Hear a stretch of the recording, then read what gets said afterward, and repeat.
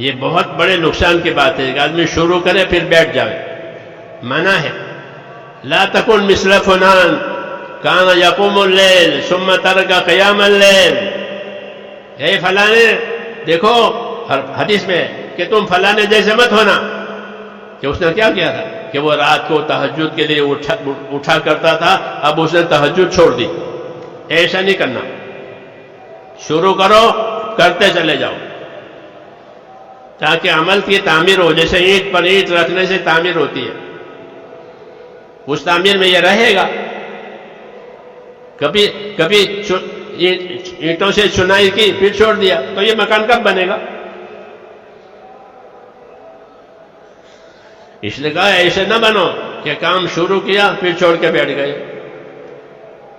یہ اللہ کو بہت ناپسند ہے کہ تو نے کیا خرابی دیکھی کہ چھوڑ کے بیٹھ گیا؟ کوئی خرابی ہو تو بتا، کوئی نقصان کی بات ہے تو بتا، کیا کام کو چھوڑ کے بیٹھ گیا؟ اس کی وجہ یہی ہے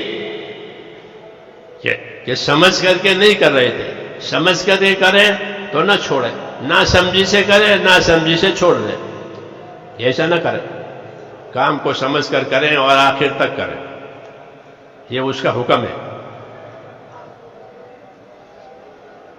تو ایک تو یہ ہے کہ اپنے آپ کو اس کا پابند بنانا، جوش میں آگے بڑھنا نہیں ہے اور سستی میں پیچھے رہنا نہیں ہے، دونوں منع ہے کہ جوش میں آگے نہ نکلو اور سستی میں پیچھے مت رہو، درمیانی چال چلو تاکہ آخر تک نبھاؤ ہو۔ ہاں، سستی بھی نہ کرے کہ سستی کرنے والا جو ہے وہ محروم رہتا ہے۔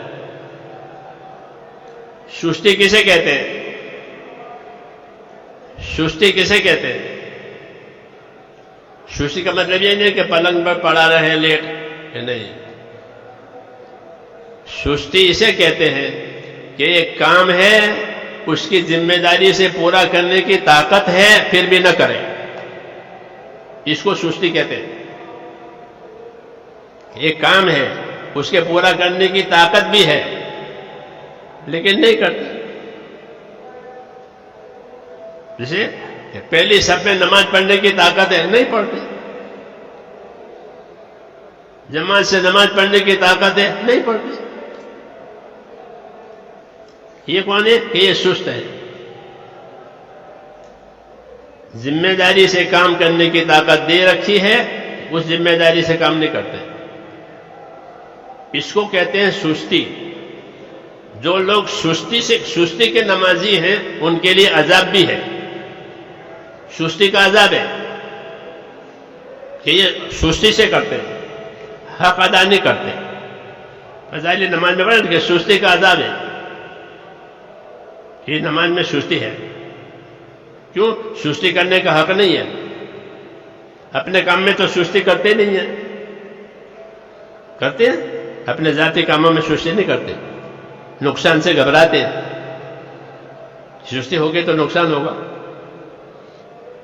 تو سستی اسے کہتے ہیں کہ یہ کام ہے ذمہ داری سے پورا کرنے کی طاقت ہے پھر بھی نہیں کرتے۔